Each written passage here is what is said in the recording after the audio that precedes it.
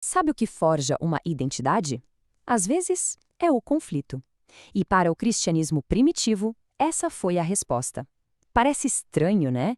Mas essa é a história de como a discordância, em vez de destruir a fé, na verdade, construiu os alicerces da igreja. Vamos começar com uma provocação.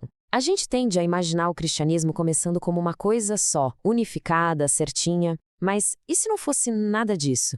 E se no começo a realidade fosse bem mais caótica, com um monte de versões diferentes competindo para ver quem definiu o que era ser cristão?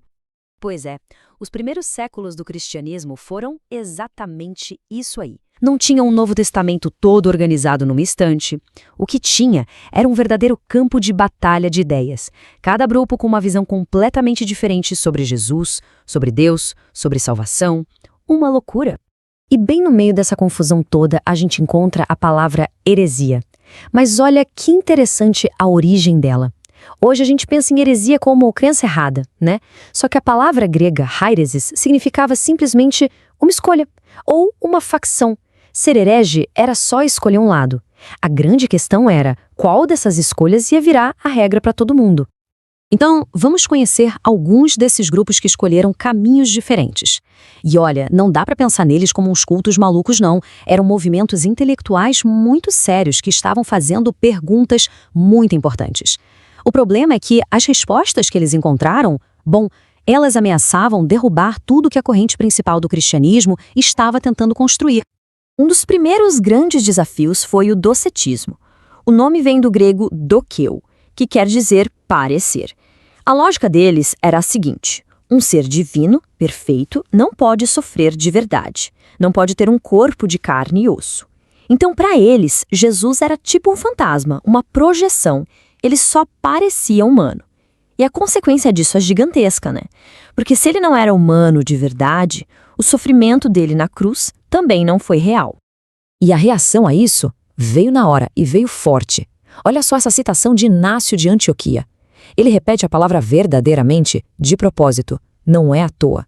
Ele está literalmente martelando a ideia de que a humanidade e o sofrimento de Cristo foram reais. Ponto. Para ele, isso não era negociável. Negar isso era jogar fora o coração da fé. Mas olha, o docetismo era só o aquecimento. O verdadeiro desafiante peso pesado foi o gnosticismo. E não era uma coisa só. Era tipo uma galáxia de ideias diferentes, mas que tinham um ponto em comum. A salvação não vinha pela fé.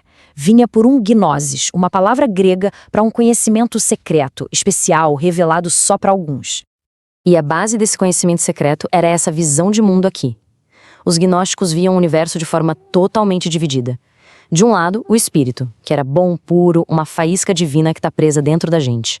Do outro lado, a matéria, o mundo físico, nosso corpo. Tudo isso era mal, uma prisão.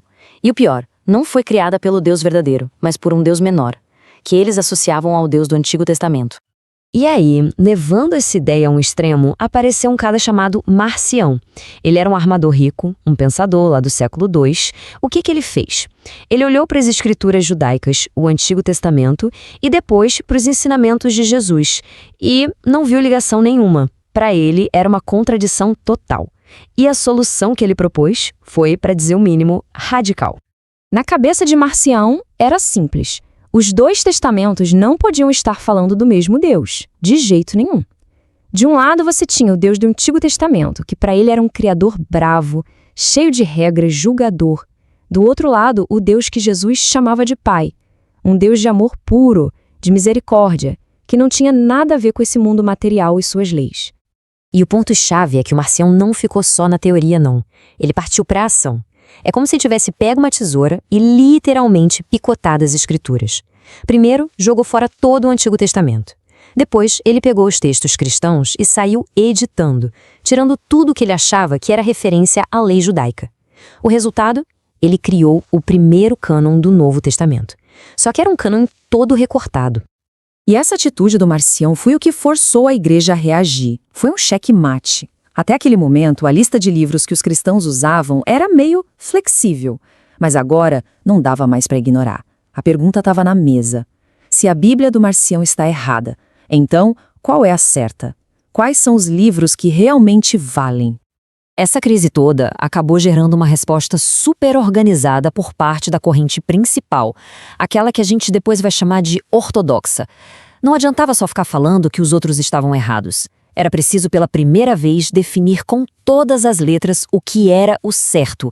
E para fazer isso, eles criaram o que podemos chamar de uma caixa de ferramentas da identidade cristã.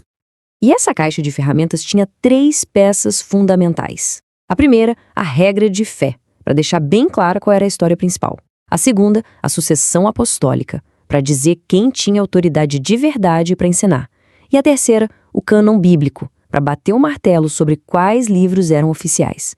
Essas 3 coisas juntas formaram a espinha dorsal do cristianismo. Vamos ver a primeira ferramenta, a regra de fé.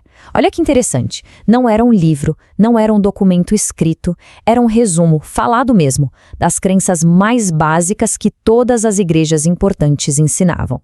Coisas como Deus é o Criador, Jesus se encarnou, morreu e ressuscitou. Funcionava como um gabarito, sabe? Chegava uma ideia nova, era só comparar com esse resumo para ver se batia. A segunda ferramenta era para responder aquela pergunta, tá? Mas quem pode ensinar? Quem tem autoridade? A resposta foi a sucessão apostólica. A ideia era bem direta. Os apóstolos originais escolheram seus sucessores, que escolheram outros, e assim por diante, numa corrente que nunca se quebrou até chegar nos bispos daquela época. Isso criava uma linha direta de autoridade, uma garantia de que o ensinamento era o original. E, finalmente, a terceira ferramenta, o cânon. Essa foi uma resposta direta aos evangelhos gnósticos que pipocavam por aí e principalmente à Bíblia toda recortada do Marcião. A igreja teve que acelerar o passo e decidir uma vez por todas quais livros eram sagrados.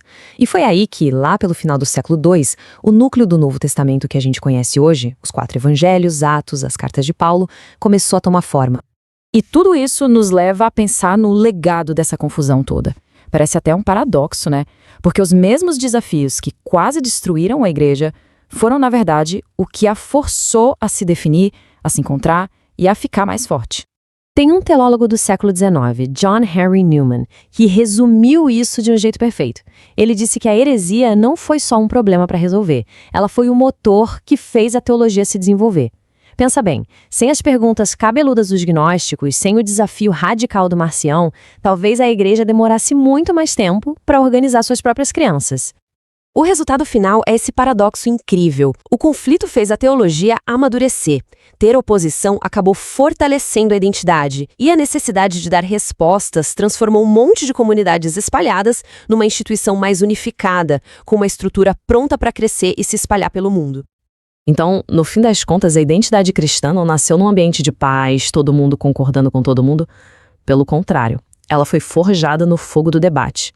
Foi justamente ao ter que definir o que não era que a igreja finalmente conseguiu dizer com força e clareza o que ela era. E isso tudo deixa uma pergunta no ar para a gente pensar. Se essa lógica funciona, de que o conflito gera clareza, que os desafios nos forçam a nos definir, então, quais são as grandes heresias de hoje? Quais são as ideias que desafiam nosso mundo e que estão forçando nossas instituições, nossa sociedade e até nós mesmos a decidir de verdade no que a gente acredita?